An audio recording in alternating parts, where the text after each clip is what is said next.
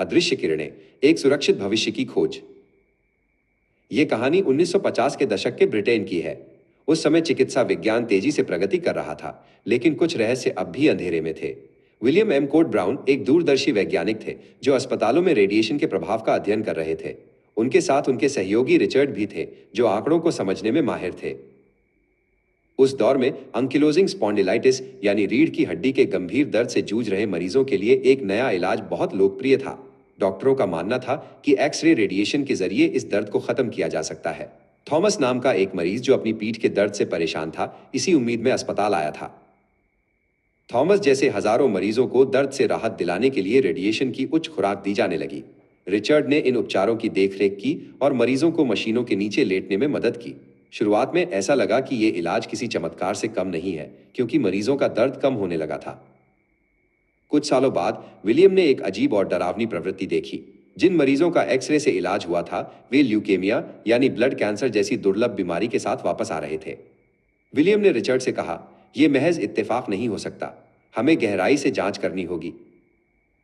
William और Richard ने retrospective cohort study करने का फैसला किया। उन्होंने पिछले कई वर्षों के हजारों मरीजों के रिकॉर्ड खंगालने शुरू किए। उन्होंने उन मरीजों के स्वास्थ्य की तुलना की जिन्हें रेडिएशन मिला था और जिन्हें नहीं मिला था। विलियम ने फिर से थॉमस से मुलाकात की ताकि उसके स्वास्थ्य में आए बदलावों को समझ सके। आंकड़ों का विश्लेषण करते समय रिचर्ड को एक चौंकाने वाला पैटर्न मिला।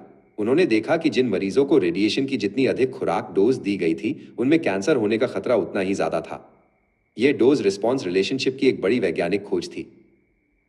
एक और रहस्य जो सामने आया वो था लेटेंट पीरियड यानी सुप्त अवधि। विलियम ने पाया कि रेडिएशन लेने के तुरंत बाद कैंसर नहीं होता था, बल्कि ये कई सालों बाद शरीर में प्रकट होता था। इसका मतलब था कि आज का सुरक्षित दिखने वाला इलाज भविष्य के लिए एक घातक बम हो सकता था। अपनी खोज को पुख्ता करने के बाद विलियम और रिचर्ड ने चिकित्सा जगत के सामने अपने प्रमाण रखे।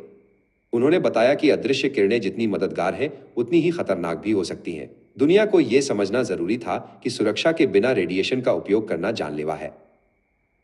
इस खोज के परिणाम स्वरूप रातों रात नियम बदल गए।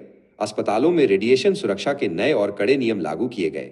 अब डॉक्टरों और मरीजों के लिए लीड एप्रन पहनना अनिवार्य कर दिया गया।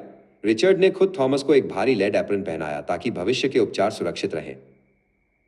आज जब हम एक्सरे रूम में जाते हैं और वो भारी एप्रन पहनते हैं, तो ये विलियम एम कोट ब्राउन और रिचर्ड जैसे वैज्ञानिकों की मेहनत का ही परिणाम है। उनकी इस खोज ने न केवल कैंसर के खतरों को कम किया, बल्कि चिकित्सा विज्ञान में सुरक्षा की एक नई संस्कृति को जन्म दिया।